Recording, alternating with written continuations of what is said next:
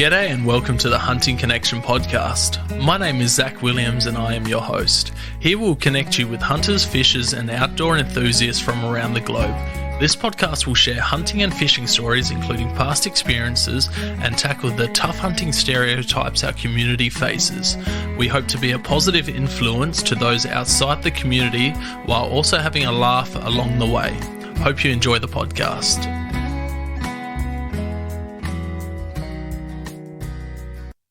G'day and welcome to another episode of Hunting Connection podcast. Today's episode we have Raf from Duck and Quail Hunting Australia. How are you going? Yeah, good. Thanks yourself. Yeah, good mate. Good. Where are you from, man? Melbourne, Victoria. Melbourne. On Mornington Peninsula. It's on the Bayside. Yep, nice. Beautiful. You've definitely got some great hunting and fishing at your doorstep, that's for sure. I'm very jealous of all the public land around you. Oh, we do, yeah. I'll have to probably travel around about still a good hour to get into good hunting area, but fishing, I'm literally 5 k's down the road. A good hour. Oh, man, that's the dream. To get into some good spots, I've got some spots where I train the dogs during the season, which are probably about half an hour, 40 minutes away. But if you want to get into good hunting, you got to just travel that little bit further. Man, to get to any public land where I can hunt, I've got a good 9-hour journey. Oh, that's a different story then. Yeah, it is. What do you do for work, man? So I was previously an electrician running my own business, but now I'm actually working for an electrical wholesaler. So I'm on the other side of the counter selling products rather than installing them. Yeah, very nice. Very nice. So how did you get into hunting and fishing and all things outdoors? Basically just family tradition. I'm the third generation. It was brought into the family by my grandfather and then passed down obviously by my father and now to me. So is that all is it mainly waterfowl and wing hunting or?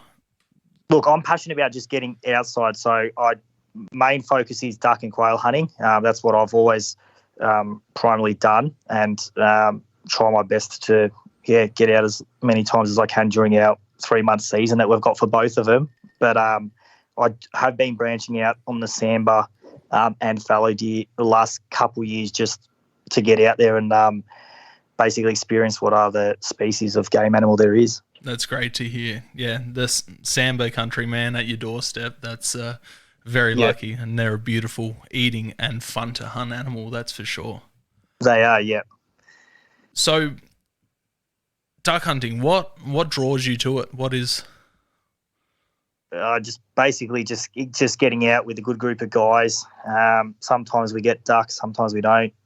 Just basically watching the last probably 8 to 10 years I've worked with gun dogs, so just watching them get out and their passion as well. And like obviously a dog working properly, you can't really beat the sight of that. So basically I do it for myself and also for the young pup I got now, Halo. She's probably a year and a half, so she needs to get out as much as she can. Yeah. Basically just rewarding her with a duck at times or trying to get her to find quail. Just something I love doing. What dog breeds are you running? So German Shorthair Pointers. Just basically a good all-round gun dog. Basically, everyone has their different opinions on gun dogs, but I've always had German Shorthair Pointers, so I've always sort of stuck with them. Just because I do broad range of hunting. So this young pup, she's the third German Shorthair Pointer I've had now. I've just started to train her on the sambar deer as well. So very nice. It's just a breed that's versatile for all sort of game species. So I've got a mate who's currently training. I think he's got a golden retriever. Do you have any tips? So he's up in Queensland, so he doesn't get onto the waterfowl heaps, but I think he wants to jump across the ditch to New South Wales and do some waterfowl hunting over there. Do you have any tips to training dogs? The biggest tip for training any dog is probably the first thing off would be obedience. Definitely sit, stay, come, just the commands to start off with.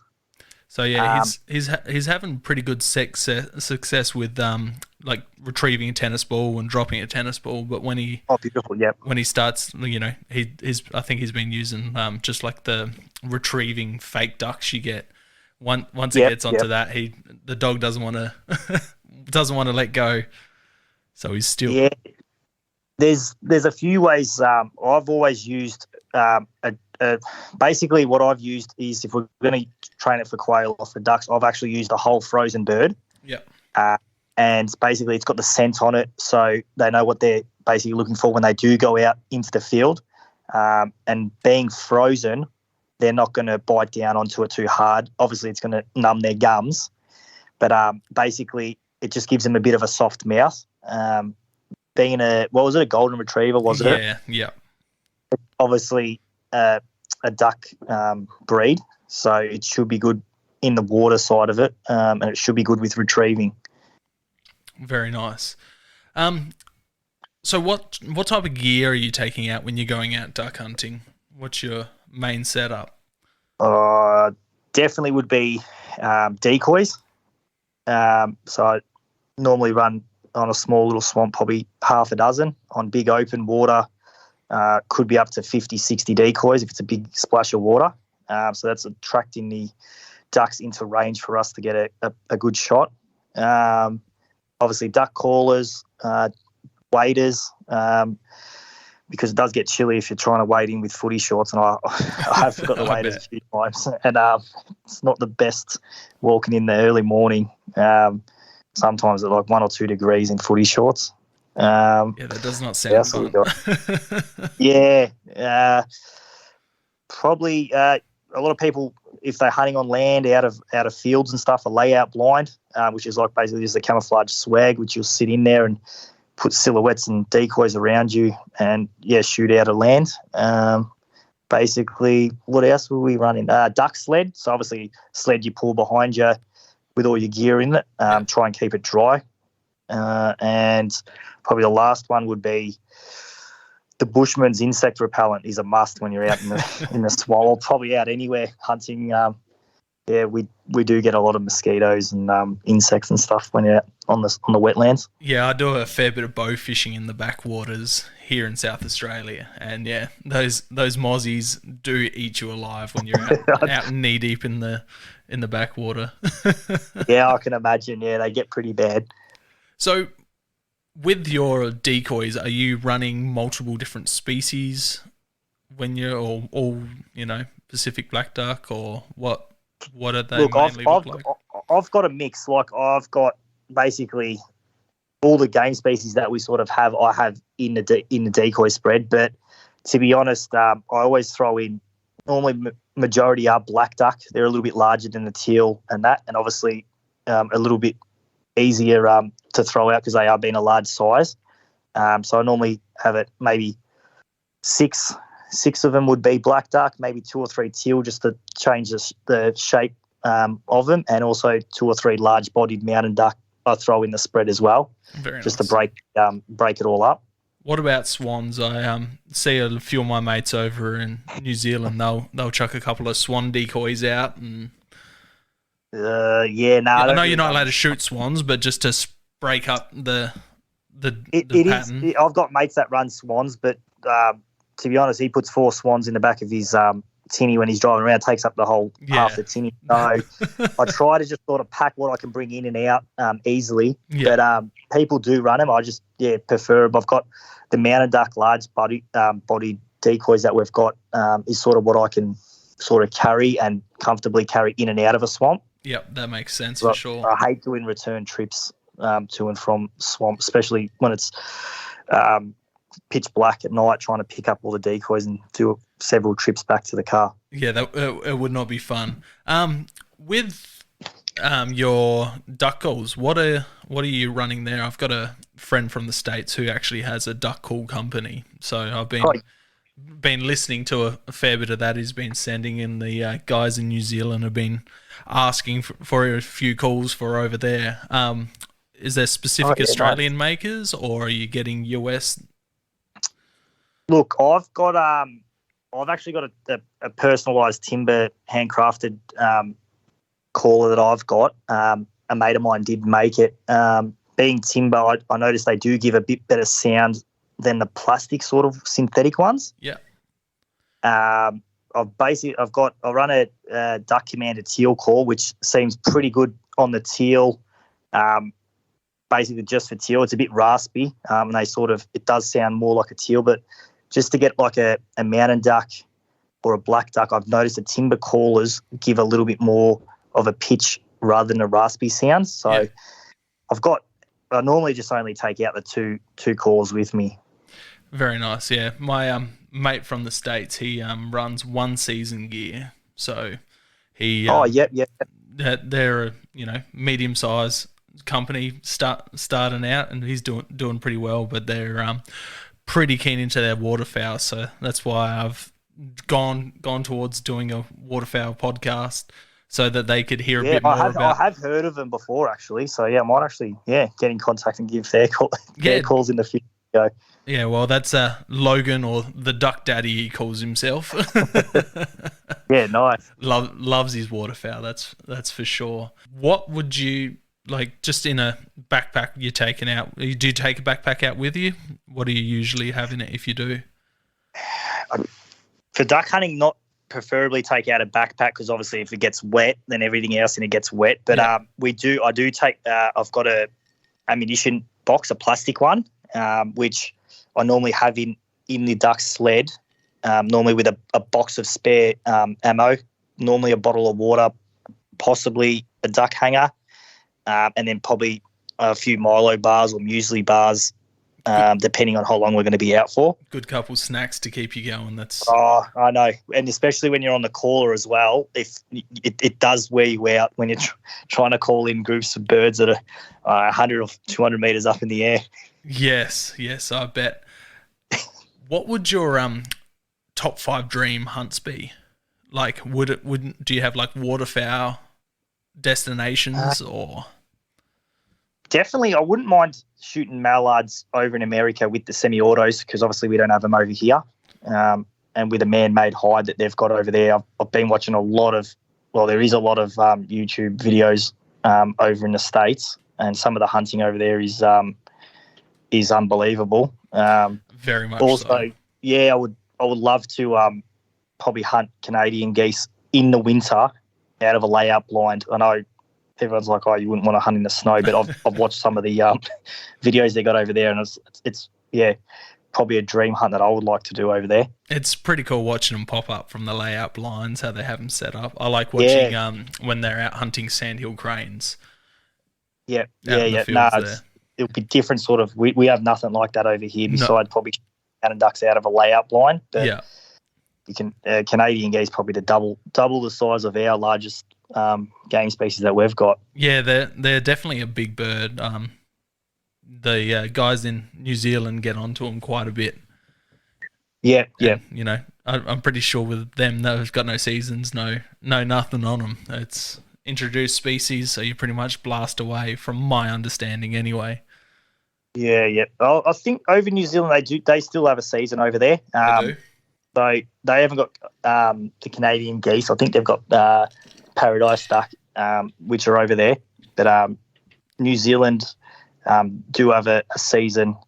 Yeah, they have a duck season for their native species, but I'm pretty sure they've got actually a feral population of Canadian geese over there that is huntable. They can take shot at. Yeah, so that's pretty cool. So leading on to your where you're talking about semi-automatics, one of the questions I had from one of my mates, if you had the legal ability to hunt with a semi-auto or pump, which would you choose? What would be more beneficial? Definitely would be a A5 Browning semi-auto if we could get them back. We had them, and I remember my granddad and my dad having one, and my granddad loved that gun, and then he had to, back in '96, had to hand it in. I've basically never seen him cry until he had to hand that gun in. So it's the only time I've actually seen him tear up, when he had to hand the A5 in. I bet. When I went over to Mexico, I did some quail shooting with a pump action, and it's just like, oh, it'd be so nice to have one of these over here. Yeah. No, unfortunately, it's they've got a lot of regulations with what we can have over here. Yeah, it's a real shame, like seeing all the Americans and then even the Kiwis. They have much better firearm laws than than us, especially when it comes to shotguns and all of that.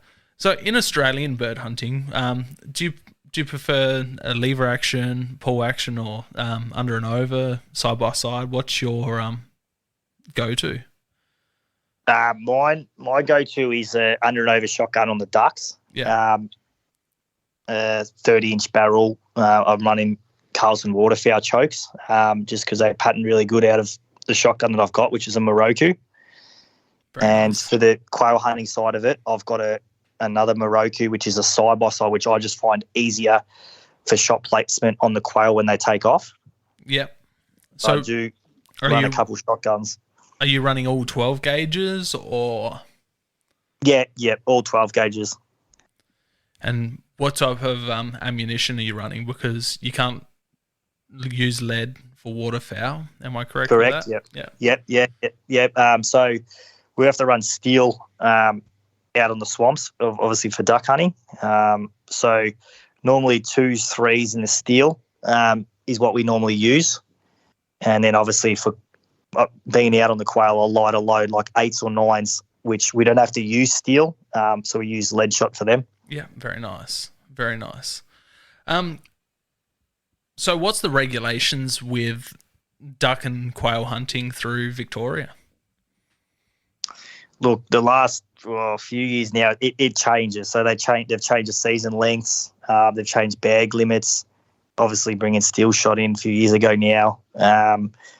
It just chops and changes at the moment. There is a lot of regulations within game species which have taken another bird off the list this season, which is a hardhead.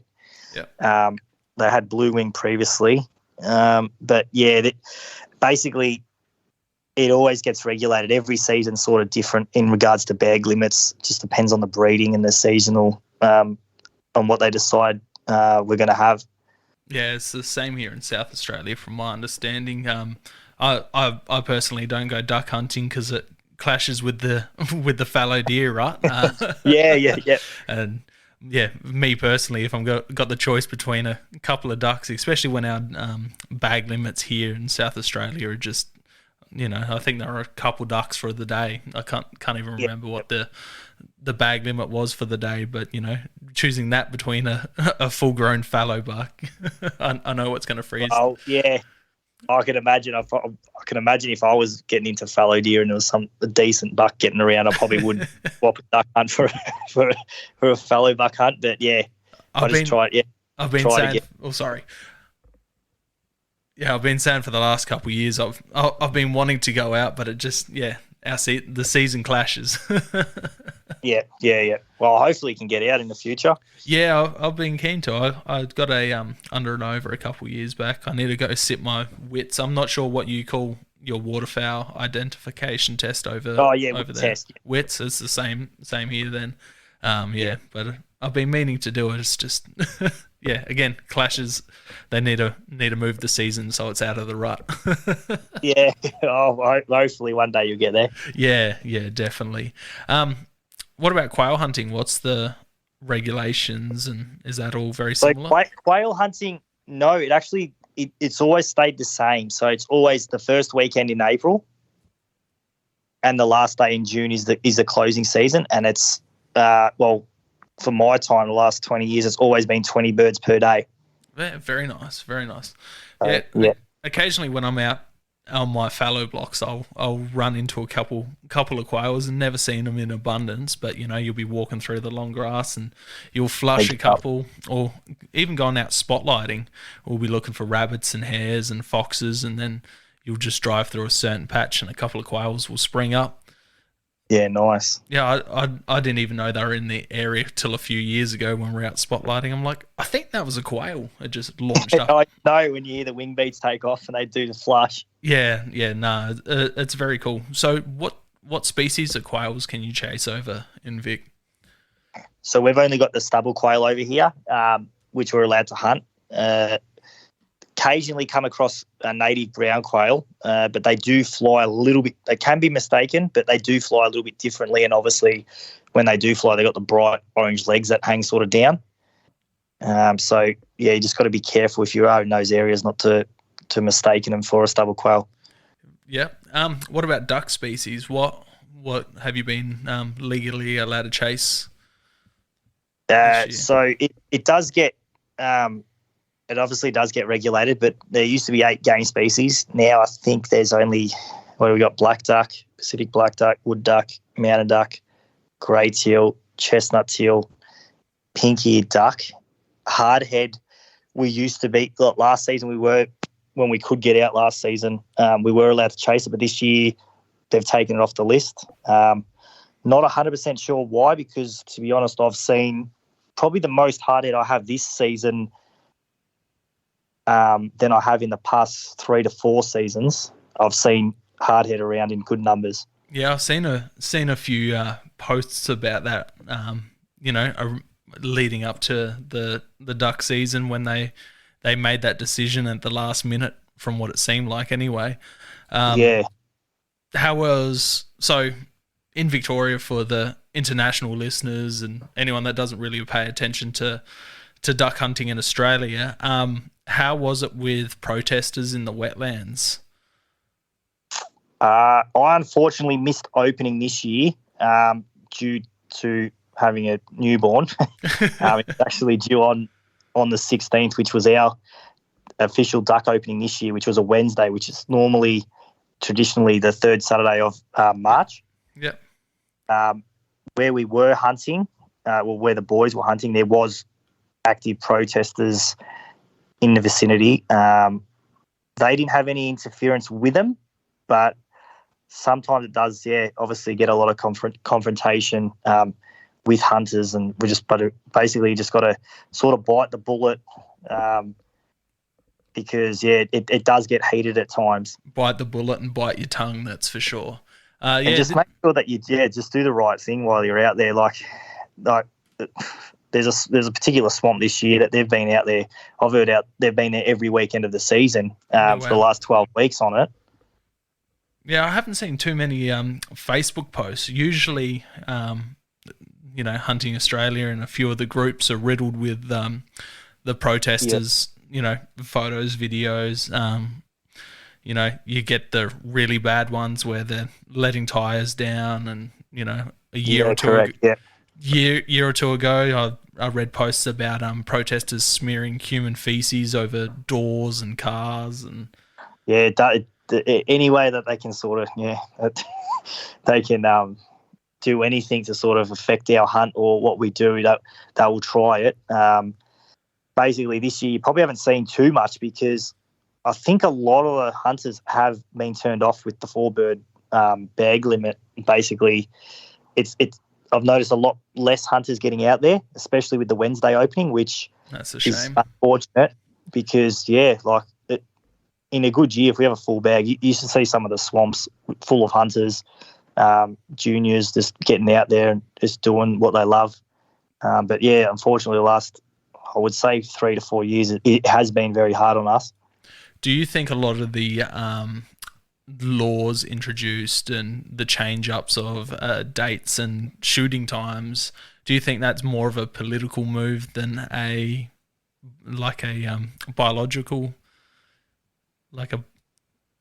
environmental? In my opinion, it is because I know that a lot of the Greens have seats up in the Parliament up there. So basically, the Wednesday opening, I don't believe it's all part of their plan, but hunting organisation did bring it up to start it on a Wednesday to stop the confrontation of hunters and protesters. So that was a few years ago that was brought up.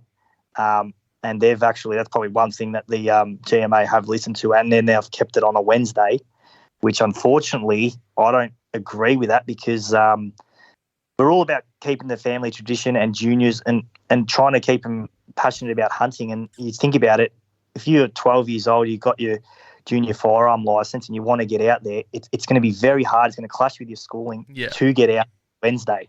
Yeah, exactly. But hey, if you got good parents, I'd sure make I'd sure make an example of taking them out on that Wednesday. Well, yeah, it's just hard to with work and stuff like that. But no, I understand, man. Do you think that the game wardens and police deal with protesters in the wetlands accordingly, or do you think the penalties are just kind of a slap on the wrist? And because what's that main fella? Something. Levy. Yeah. Because he's been out there every year for as long as I can remember. Correct. Yeah. So obviously the punishments that they're getting aren't doing anything.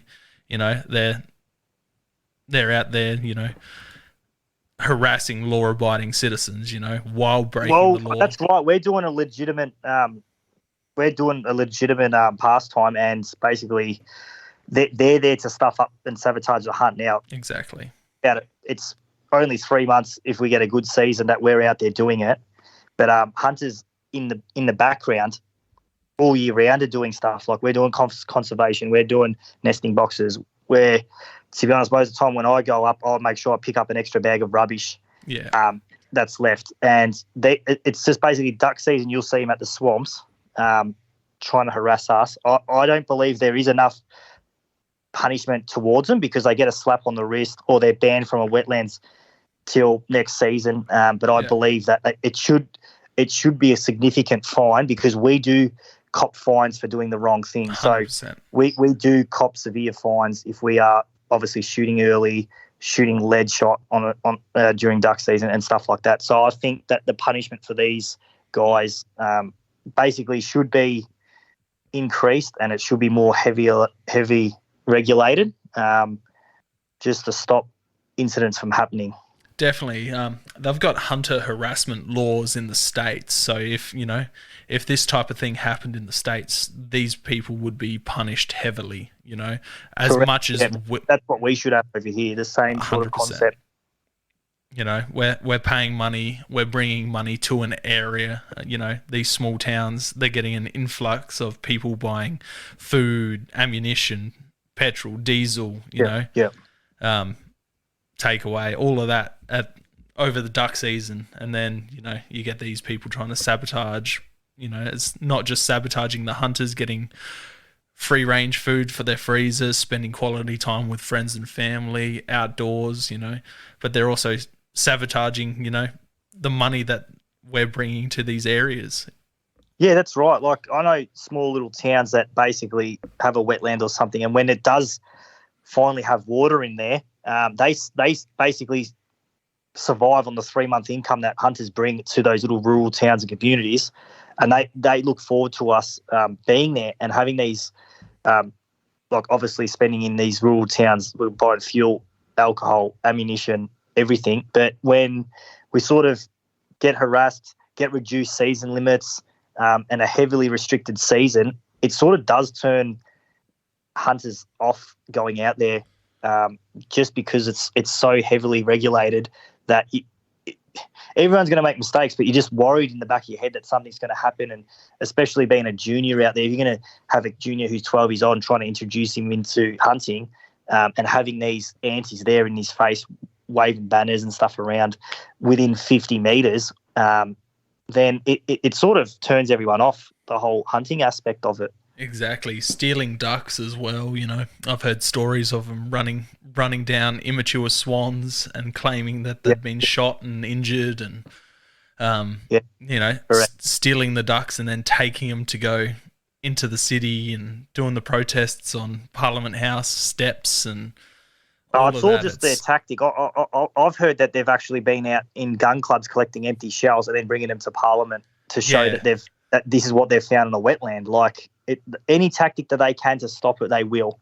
It's a real shame. I just, like you said, I wish there was better punishments for these people. I'm all for free speech, but when you're impacting people doing something that's completely legal, they're paying to do it, they're putting free range meat in their freezer, just the benefits of being outdoors and shooting and all of that, like just the mental clarity it brings you while you're out. And these people want to ruin they want to ruin that by bringing all this negativity out there. Works me up a bit, but yeah. Yeah, it's crazy. But let's move on to a lighter note. It can be pretty depressing talking about how hard it is with the anti-hunters. New people in the sport, what's your top beginner tip for getting into waterfowl hunting? Top beginning tip would definitely be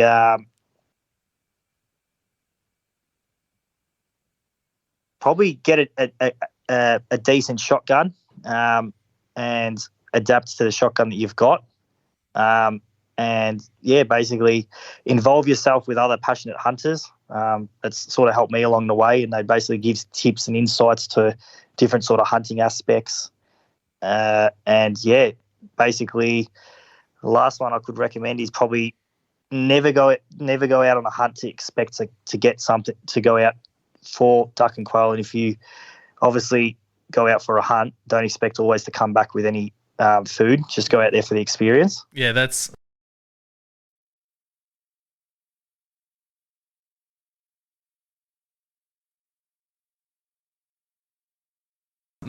hunting in general, Otherwise, it'd be called shooting. 100%. Like, to be honest, some of the best hunts that I've had, I actually haven't even fired a shot. Yeah, it's just being out there. Either they're more memorable. Like, basically, I've been out there where I've been chasing quail, and I've literally there has been a lot in the paddock, and I've just basically used that paddock just to train the dog. And I still remember that to this day. There was that many birds in there, and the dog was literally lying on her belly. I've never seen a hunt like that before, but I didn't even fire a shot that day. That's awesome. Just basically go out for the experience. Do you do any like clay pigeon shooting and skeet shooting to get your eye in and keep it in during the year, or? Occasionally I will, maybe once or twice a year. Normally before a duck season or quail season, I might go out and shoot a couple clays. I used to shoot competitive when I was younger, shooting at national squad. But then I basically, whenever I can, I will get a chance to get out and shoot clays. But,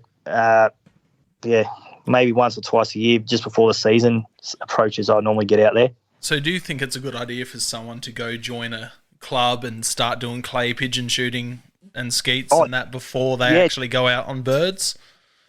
Yeah, definitely. Not just to get their eye in, but obviously to get suited to the gun that they've got. So obviously if you've got a new gun, you want to sort of adapt to how it shoots and basically the range that you can shoot it at. So I would definitely recommend, I know when I buy all my guns or whatever, I always go down to the range just to see how they do shoot and basically how I react with it. Because every gun that you get does shoot differently.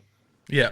So what about like club wise? Is there any like duck hunting clubs or waterfowl quail hunting clubs throughout Victoria that people can go join or anything? I know you run Duck and Quail Hunting Australia on Facebook, and you have a website. Do you know if there's any clubs, or because you've got ADA for deer hunting and yeah.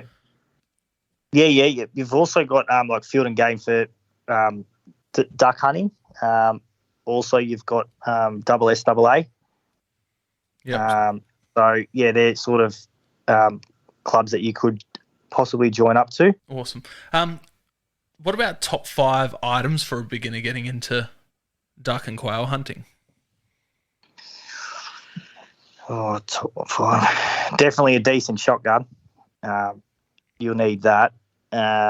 So when you say decent shotgun, what are you meaning by that? I've just got a cheapy secondhand Lorona or whatever they're called.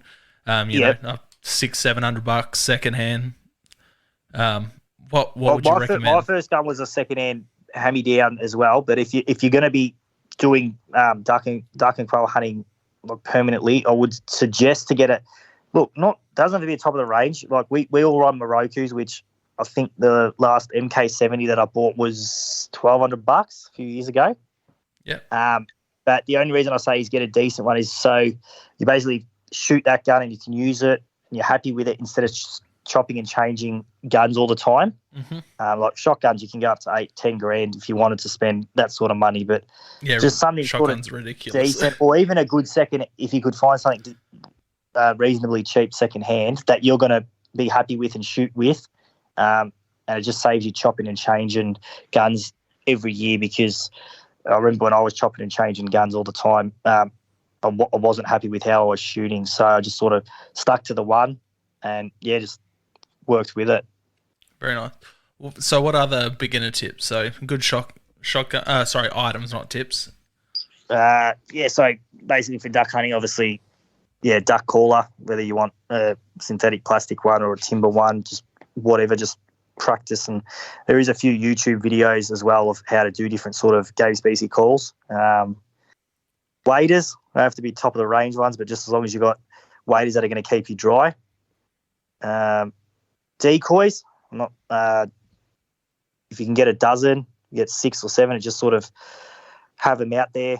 Like I said, they sort of bring the game bird to you, and you can get them in reasonable shot distance. Any decoy brands or anything in Australia that you'd be looking out for? I've got Fulham ones, which a bloke used to bring in, which I've had for years. I've got GHC ones. I've got a mixture of decoys. Half of them mine. Some I've swapped mates. I've probably, to be honest, pushing 70, 80 decoys at what I've got at home. But just basically anything that sort of looks like a game bird, like a duck up in the air, he's going to say, oh, that's a mallard duck sitting there. When it's a black duck, they're not going to really know. It's just sort of to get them attracted to basically the spot and the range that you want to hunt them to. Very nice. So decoys, calls, shotgun. Yeah. I would actually recommend, if you're new to it, to get earmuffs. I haven't had earmuffs when I was younger hunting, and I'm nearly 30 now, but the last few seasons when I get home, I notice my ears start to ring. Yeah, it's not a good feeling. I've been looking to get some noise cancelling ones for when I'm out shooting the 300 Win Mag. Oh, that's definitely a must. With my young one, when I'm taking him out, I'm getting earmuffs straight away. So, just the last few years I've noticed when I get back, and I have fired a few shots, that my ears start to ring, which isn't really a good sign. So I've actually got earplugs that I've just been using, but I think it's probably a little bit too late now. Yeah, I know the same thing. You're laying in bed and it's, when's this ringing gonna stop? Yeah. And sometimes it'll keep you up all night. Not when I'm out in the duck swamp and I'm obviously worn out and sleeping the swag, I do not notice it. But as soon as I come home and it's starting to get a bit of quiet, you can hear them start ringing. Yeah, it's not good. It's something that we need to start drilling into younger generations to do, especially when you've got all these noise cancelling ones.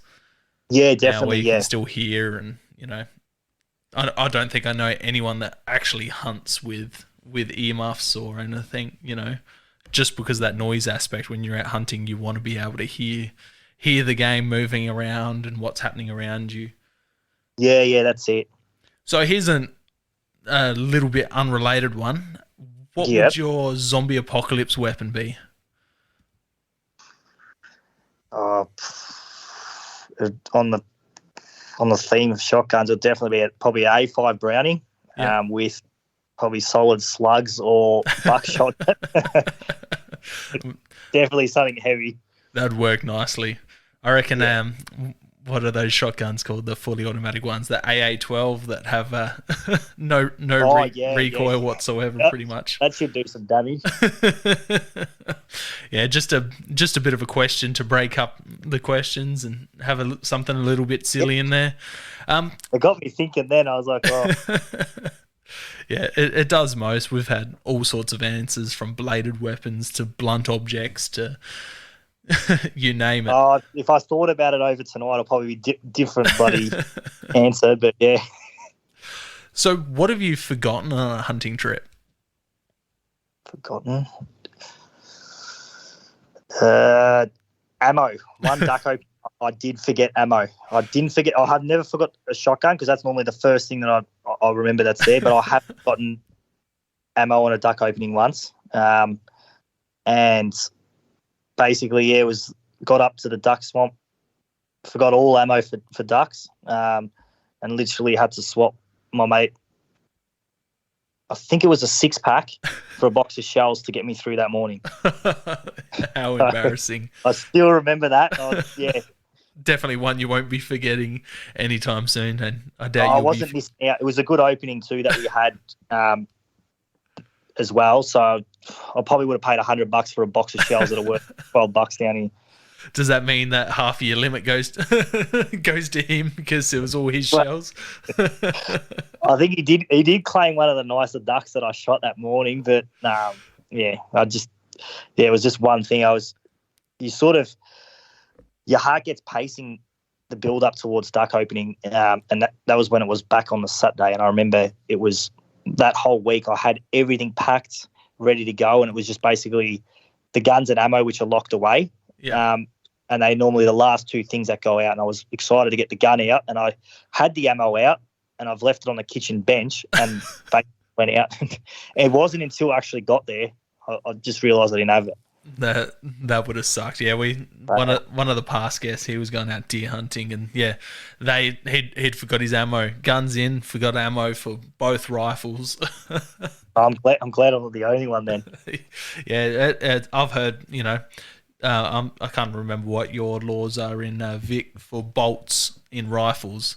Here we're allowed to keep our bolts in, but the states that you're not allowed to, I've heard people, driving 3-4 hours out to their deer block, grab their rifle out, and they don't have a bolt.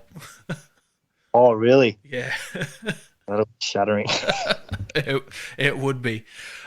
What's the most sketchy, dangerous things to happen when you've been out hunting? Ooh. Sketchiest. Oh, actually, I got one. It'll be down South Oz, actually, a few years back. We were duck hunting over there, down at Lake Bonnie, just out of Millicent. Yep, very beautiful spot. We decided it was warm weather because their duck season opened a month before ours over here, so it opened in Feb. And we went out and we had a channel to cross, and we obviously didn't have the tinny. So basically, we swam across the channel the morning. It was fairly warm, and just had the duck sled pulling behind us with our ammo guns in it. And then at night time, it was a bit chilly, so we decided we had a fairly large duck sled. A mate of mine's like, "Oh, I wonder if we can paddle across so we don't have to get wet," because it was a bit cold. And he made it through. Obviously, I forgot to take my ammo belt off when I went, so I had a little bit extra weight on me, and probably about 3/4 of the way through, it's just started filling up with water. Oh, no. So I started obviously panicking. We had both guns across because he got them across the first time, and then it basically started filling up pretty quick, so I was lucky to get out of that one. But, yeah, I still never forget that. It was just basically one of those moments where your sort of heart sinks. You're like, do I paddle quicker? Do I just get out and try and swim? I still remember it just filling up. So that was another rookie ammo mistake. He looked at you got two belts of ammo on there. He's like, that's probably what's weighing you down. Lucky it wasn't lead, eh? Oh, no. I would have hit the bottom and you wouldn't have seen me. Yeah. So going off one of the posts on Duck and Quail Hunting Australia's Instagram. Yep. Favorite thing to cook with duck and quail? I seen. Was it you that cooked the dish with the ducks and the orange juice? We do. Yeah. I basically see an idea and I'll give it a crack. I did. That was last night actually. I had a couple of teal that we shot over the weekend that I fully plucked whole. And basically I got a tip off a mate to cook them in an orange juice and always keep moisture in the bottom of the pot.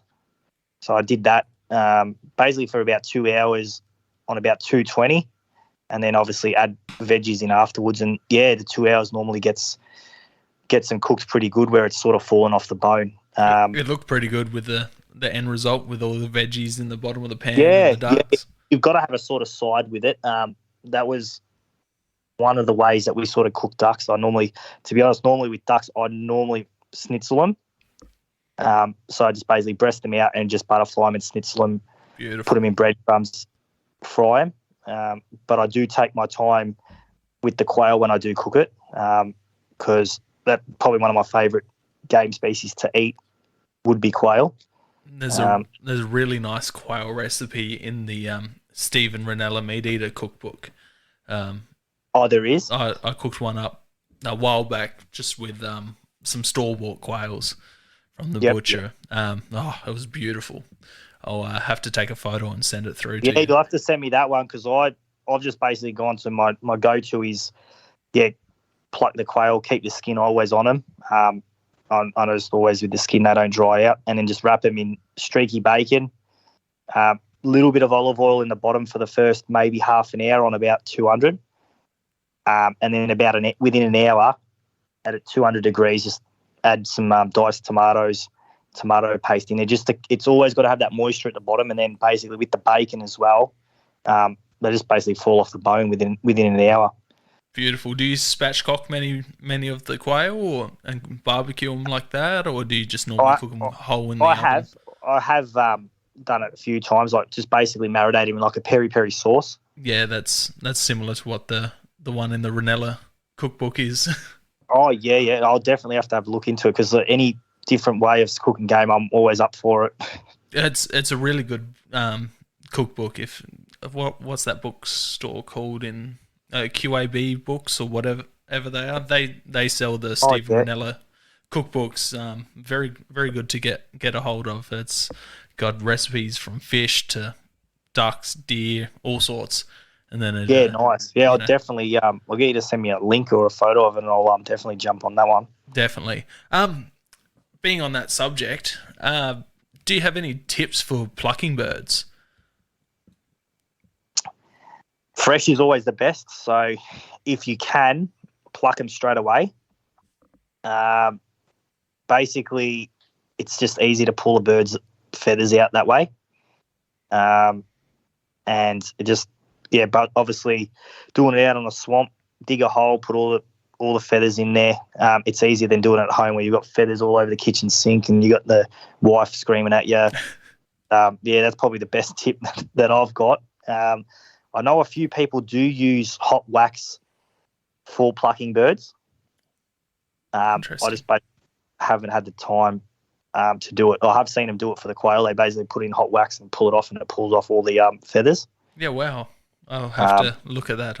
I've never heard of that one. I've seen the bucket with the drill with the rubber paddles on it. You stick your bird in there. Yep. Plucks them that way. But the times I have. Yeah, I'll try and send you a video of it. A few of the old timers, I know back in the early days they used to do it religiously with all the ducks when they used to shoot them. When they had a 20 bag limit, they used to put hot wax and rip the feathers off that way. Yeah, that's definitely interesting. Yeah. Way. What about like organs on the birds? Do you get into the duck hearts and? Not really, to be honest. Not really a big organ side of it. Like I've cooked duck liver before. Yeah. But normally, duck heart and liver and all that normally go to the dog. She doesn't mind eating it. Yeah, well, I think that's the best. I mainly just use the majority of the actual game meat. Beautiful, yeah. I love eating duck and quail especially. When I was in Mexico, we shot a few and cooked them up on the Argentine grill right over mesquite wood. It was the best. Nice, yeah. So, how do you see the public views on hunting and hunters? Well, look, everyone has their own opinions, and I'm happy for that. But unfortunately, a lot of the media attention is based against us hunters, and obviously people that aren't involved in duck hunting or know what it's about sort of are all one-track minded, and they sort of just focus on what the media views are. as they do with most things. What about in your everyday life? Like, chatting with customers. Oh, what are you doing this weekend? Oh, I'm going out duck hunting. How do you find people's reaction? I've had over the years, I've had that many different reactions. Like even just with the stickers that are on the back of my ute, I've had people flashing their lights and tooting their horns and stuff like that. That obviously aren't happy with it. I'm touch wood, they haven't done anything to the card, but everyone has their opinion. Like it's like anything. Like I see people that say like horse racing should be banned or blah blah blah, stickers and all that. Like I'm not driving around like a lunatic trying to cut them off or anything. So I'm happy that everyone has their opinions. Like if someone asks me what I'm doing, I'm not afraid to say I'm going up duck hunting, I'm going away camping or whatnot, because that's just what I do. So I'm in no way going to change what I do just to keep someone else happy. Yeah, exactly. And that's always how I've been. What about do you find anyone's curious on it? Like they ask more questions about it when you start talking to them?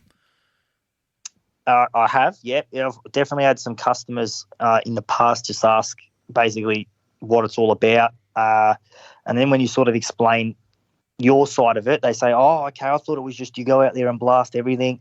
And most of the game birds don't get shot, and it's all the protected species. So I sort of justify and say, look, we go out there, we do tests, we spend obviously money on game licensing, plus travelling up there and all the stuff that we need to do. So we've got the legitimate licensing, go out there, we shoot a duck, we come back, we still go out and do it the next same weekend. It's what we do. It's like people that go out and play golf. Like it's their passion, that's what they do. Yeah, beautifully put. How would you change the public views on hunting and hunters? The first thing probably would be, and I know this gets targeted a bit, is the actual social media at the moment. I noticed a lot of there is a Duck Army hunting page that using duck hunters' photos to sort of badmouth what we do. So it's just basically the large amount of ducks, graphic photos. I know probably with the deer hunting side of it and that stuff too, a lot of people do get told off or whatnot for having graphic photos. And basically just sort of any sort of social media, is there anything that you slip up on, they'll pick on it straight away. Yeah. So, and then just as being hunters out there, just to make sure that we are doing the right thing each year, which is basically shooting on time, shooting our limits and nothing over, cleaning up after each hunt, and just respecting others out there. It doesn't matter if they're GMA officers, police officers, they're there to do their job. And basically, yeah, just so we've got nothing to sort of bad note us hunters with. Yeah, exactly. So going on from that, tell us about the charity work that you've been involved in. Yeah, so we back in 2019 we were actually raising money for the Royal Children's Hospital. So we, as duck and quail hunting members, I think we had 6,000 members at the time, and basically we put it out there to the members if they wanted to help out and raise some money for the Royal Children's Hospital. Basically, I was thinking 6,000 members, everyone puts $1 in, it's about $6,000. That's it's not a lot of money, but it is a bit of a difference for them to help out. So basically, that went on for the 2019 season, and we ended up with just over $16,500 raised. That's amazing, man. So we had a check hander over there. We actually had been, and I get emailed a lot the last few years. It's been very hard because of COVID to actually get out and do another one, but they're pushing to get us to raise more money for them, that is a good sign. So that's awesome. I'm basically, trying to tee up all hunting organisations, whether it be deer hunting, feral game hunting, pig hunting, duck hunting, quail hunting, and I'm going to try and get all of them to branch together and do another massive fundraiser so we can actually get a bit more money raised for them. Well, yeah, that'll be amazing. Let me know when it's going on, and I'll do my best to share it around and plug it on the podcast. We'll definitely, get you back on, even if it's just for 5 minutes to let everyone know what's going on and what awesome work. No, that's good. Yeah, if any way we can help, I just see the more charity sort of work that we can do, the better it is for us. They were open for all our money raised, so I was actually surprised. I did get an email last year asking if we wanted to help out again. Unfortunately, during COVID, we couldn't do any fundraising events or even gatherings or anything because of the restrictions. Yeah, Victoria copped it pretty we brutal. did cop it. Yeah, we had travel restriction. It was very hard to get out anywhere last year. Yeah, it's definitely mental. Did they say anything when you first approached them? Because I'm assuming that you did the fundraising on behalf of Duck and Quail Hunting Australia. Was there any hesitation from them to be involved? We did have a lineup of charities that we did ask. A few of them did turn their heads. With the Royal Children's Hospital, they questioned it at the start, and then basically they obviously seen the large number of hunters that were passionate about it and that we were doing it, and the money was going straight into their account. There was no third party; it was just going straight into GoFundMe to those guys. And then they came back at us and said, "Well, let's get it happening." And basically, we even had a check handover at the Royal Children's Hospital at the time. That's amazing.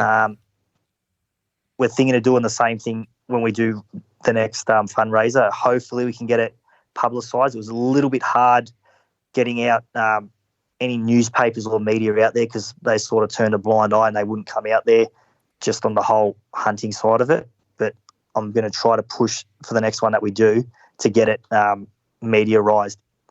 I reckon that'll be a good helping hand.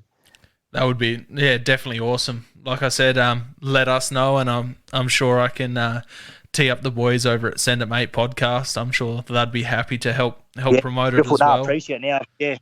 I've got someone like yourself. I'm sure we can get something going. Yeah. This is only a little podcast at the moment, but a couple of listeners. You got to start somewhere.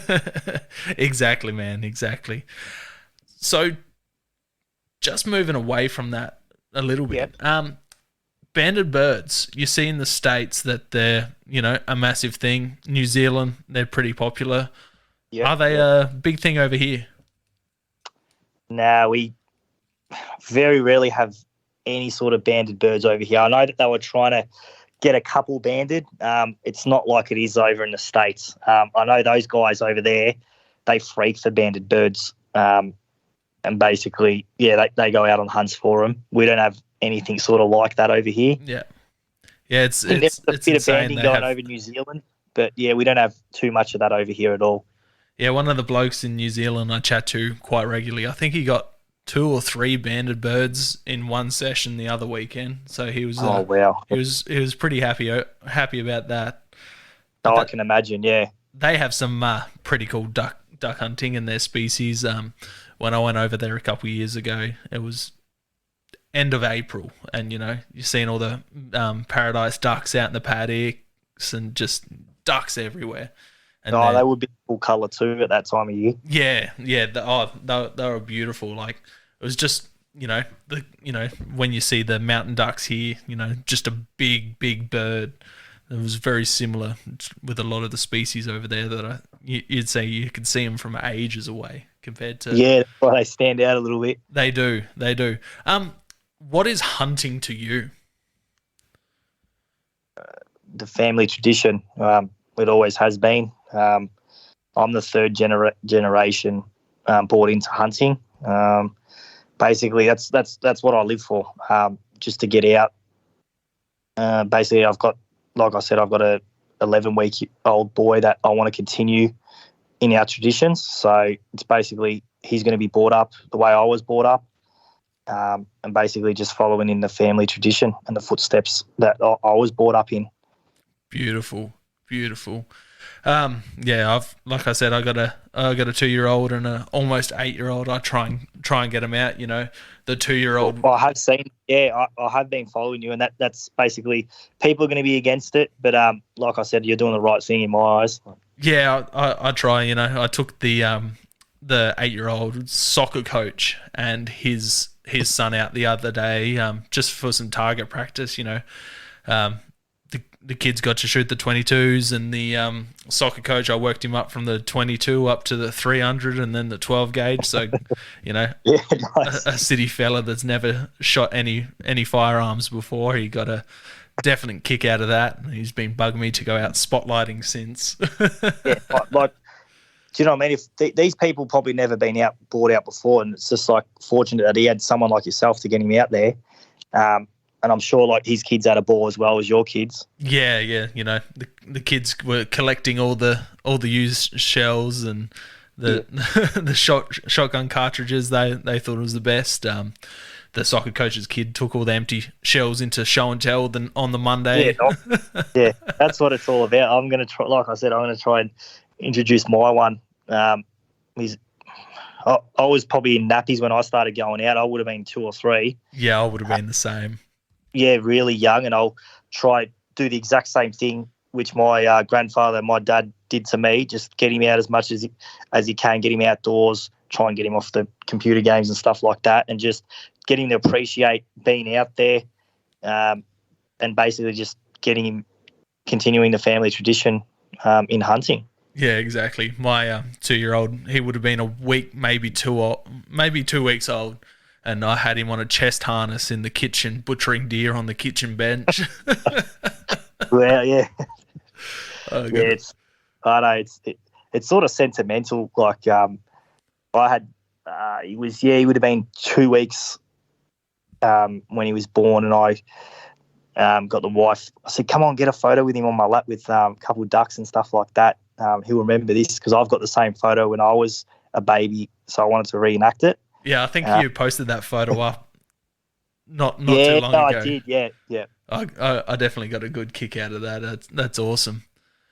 So yeah, I'm just hoping that duck hunting does continue, and I'm going to try my best to push and fight to keep our season alive, at least for him to get his juniors permit, pass his wit test, which I'm sure he will, because he'll probably be knowing the ducks by the age of 6, all the different species. But last year was the first year that I actually did a duck season submission, just because I was like, if we've got 5 or 6 submissions against duck hunting and maybe 1 or 2 for duck hunting, it's going to be very hard to push forward in the future 100%. to get us. So I have been trying my best to push for that, to continue the duck season. Yeah, well, we all got to band together, whether you're a deer hunter, hound hunter, whether you're just even a target shooter on the range. We all got to support each other and help each other out, because once they take out duck hunting, they're just going to move to hound hunting. Once they move to hound hunting, they're going to move to deer hunting. They chip away at us one aspect at a time, and until it's gone. So we all got to back each other up. Like I said, I haven't done too much duck hunting, but you sure as hell got my support, and I'll fight to my last breath to. You'll come over, down to Vic and get out for a shot, or next time we do shoot South Australia, I'll hit you up, and you'll pretty sure you'll enjoy it. Oh, there's no doubt I will enjoy it, man. And I love every aspect of hunting, getting out, meeting new people. That's kind of why I've started this podcast and gone with the name of what it is, Hunting Connection Podcast. Yeah, beautiful. Connecting hunters from not just in Australia, but the States, Canada, New Zealand. I've looking at the charts. I've got people listening from Denmark and England, and nice. Yeah, that's what you want. You want to get the broad community all together. Look, Australian hunting doesn't really get brought around over the other states at all. I know America over there, it's really red hot over there. But with Australia, like, I get people messaging me from England, from America, and that saying, "Oh, we didn't really know that duck hunting was a big thing over there." And they see a few posts and they're like, "Oh, well, we'll sort of tune in now." And before you know it, like, you get a few international people messaging you that didn't even know that duck hunting was over here was a thing. Yeah, like I said, I chat to that guy Logan who runs One Season Calls, and there's a couple other guys I know in California who run run, like they guide for geese hunts and duck hunts and all sorts of stuff. You know, they absolutely love their waterfowl stuff, and they've always got these questions. They're like, oh, you know, asking me how to get into waterfowl hunting over here. I'm like, look, man, I'm not the person to to ask. If it didn't tie in with the hunting deer, I'd be all over it. Yeah, gotcha. Yeah. You'll pick it up. Like, I'm pretty sure you'll get sort of intrigued with it all. And yeah, once you get out on a duck hunt or even a quail hunt, I'm pretty sure you'll probably push to get out once or twice a year after that. Definitely. So junior licenses, you touched on that. What age do you have to be to get your junior over in Vic? 12 years old, junior permit. Yeah. Are you allowed to take kids out in the wetlands younger out with you before they have? You can, but basically, obviously they can't hold a firearm until they are 12 years of age. Awesome. So what about people with you? Do they have to have permits to be out with you duck hunting, to be in the wetlands? Yes. Being in a wetland during the duck season, you do have to still sit a wit test, whether you're holding a gun or not holding a gun. Protesters are supposed to be doing the same because they're basically out there during the season. I know a lot of them haven't sat their wit test at all. There is a few that have, but if you're out during the season, during the duck season, you have to hold a wit test if you're out in the swamp. Awesome. That's a good point to point out, I reckon. So I reckon we'll leave it there. We'll come to the end of the questions. Social media, websites, whatever else you want to plug. Yep. Well, I've got a couple now. So I've got the Facebook page, where it all started. First off, it was just basically a couple mates made a Facebook group, and then I don't know, we're on 6,500 members now. Yeah, give us a quick rundown. When did you start duck and quail hunting Australia? It would have been back in 2013. It was after a good season. We had 2011 and 2012 was a really good duck season. A lot of the swamps that hadn't had water. And basically just made a sort of a little group for a couple mates. And then, it was obviously a public group, and then blokes were sharing their success hunts, inviting other people onto the page. And then, up until now, it's just keep growing, and people always posting up hunts and stuff like that. I have had to make the group private just because there is obviously a lot of antis and stuff like that try to get in and try and use the photo. So it's been the last few years been a bit hard to regulate it, but I'm trying to wipe out all the antis and stuff like that off the page. Yeah, it's hard running a Facebook page, that's for sure. But it is a well-run page, and it's a good group. I've been in it for a while now, and there's always awesome posts and photos and stories and all sorts. Yeah, we try and run competitions during the year, just like junior hunting competitions, just to get everyone out there. Like the last 2 years has been a bit of a downside just because people haven't been getting out because of the restrictions and all the COVID stuff. But this year, I'm just trying to be pushing to get people out as much as they can. No, that's awesome. So Facebook. What's your Instagram? The same. Instagram, Duck and Quail Hunting Australia. I've also got. I don't know if you've been on the website. Yep, I was just on it tonight having a look. So I have got the website, which I've had up for probably about 3 years now.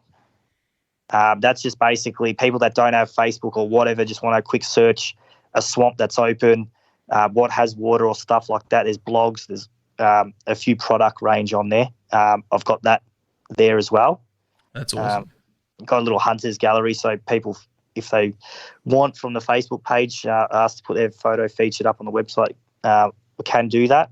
And also I've got a YouTube channel linked to it as well, which I've just started to get back into action the last couple of weeks.